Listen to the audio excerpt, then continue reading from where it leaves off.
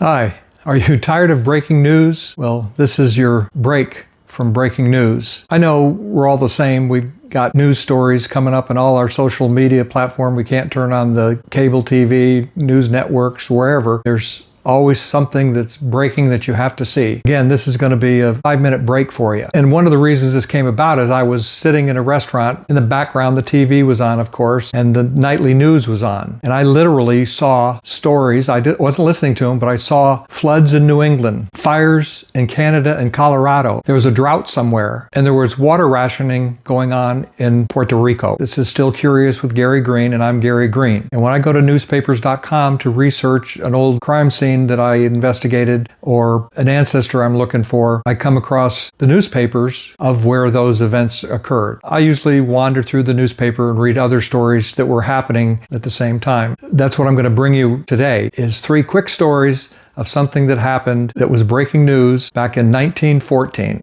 The newspaper that I'm reading from is the Springfield Union from Springfield, Massachusetts. The date of the paper is October 27th, 1914. The headlines, of course, in 1914 was about the Great War and what was going on in Europe. The top news story on that day in 1914 was that 300 miners in Illinois had been caught up in an explosion in a mine. At least 100 of those miners' bodies would never be found. So here's the first story. Headline is Coffee Helps in Making Alcoholics. This is a story regarding the WCTU, the Women's Christian Temperance Union, in which their director said that drunkenness is often caused by children drinking tea and coffee. The story actually states that there are claims from the WCTU that drinking tea and coffee as children acts as a feeder for later alcohol addiction. Dr. Charlotte Abbey argued that tea and coffee continually stimulates the children's nerves, ultimately creating a craving for something stronger. The WCTU suggests that children should be taught the dangers of coffee and tea in schools because parents often overlook the issue. Dr. E.A. Peterson, a medical director of Cleveland Public Schools, advised parents to keep coffee and tea away from children, calling it an unkind act to serve coffee to a child. I'm not going to editorialize on these stories. I'm just bringing them to you as they were written. Humorous, serious.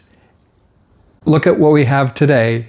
And look what was going on in 1914. I'd love to hear your comments regarding that story. At the bottom of the article is an advertisement promoting Postum, alternative to coffee made of wheat bran, and molasses. It was invented in 1895, and in the advertising note below this story was that it was a food drink substitute for coffee, and the rising sales was a sign that Americans are waking up to the dangers of coffee. Story number 2 from Springfield, Massachusetts. This story is regarding a runaway horse. Around 6 o'clock the previous night at Chestnut and Franklin Streets, a delivery wagon belonging to the fruit dealer Nicholas Zio bolted down a crowded street after being startled by a freight train. James Nally, a resident of Springfield, bravely intercepted the runaway wagon, climbed up to the seat, grabbed the reins, and successfully brought the horse to a complete stop. As a reward for his bravery, Nally was told to go visit the Zio storehouse where he would receive a bunch of bananas for his bravery. Feel free to make a comment on that. You can be snarky. I am. I just don't have anything right now for that. Third and final story. This has to do with a city council meeting. So let's dive in to see what the city council was talking about. One of their issues was they had received a petition from a resident of Springfield, and that petition stated that there were 9 chickens belonging to William Underwood, and that they were a great nuisance to the community. Well, Mr. Underwood was in attendance to the meeting, and he proceeded to state that, yeah, my roosters crow, but the person bringing this petition to the city council had 2 dogs that were a greater nuisance, according to Mr. Underwood, the owner of the roosters. Mr. Underwood admitted that his roosters would probably keep crowing until about Thanksgiving.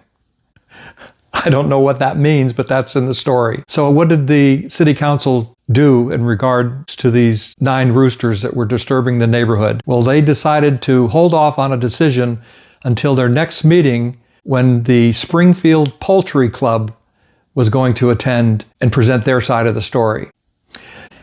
There you have it, folks. There's the breaking, lighthearted news that occurred in Springfield, Massachusetts in 1914. This is Gary Green. I'm still curious, and I'd like to hear your comments regarding this. And please like and subscribe to my channel. Thanks for joining me, and I'll see you in the next one. Have a great day.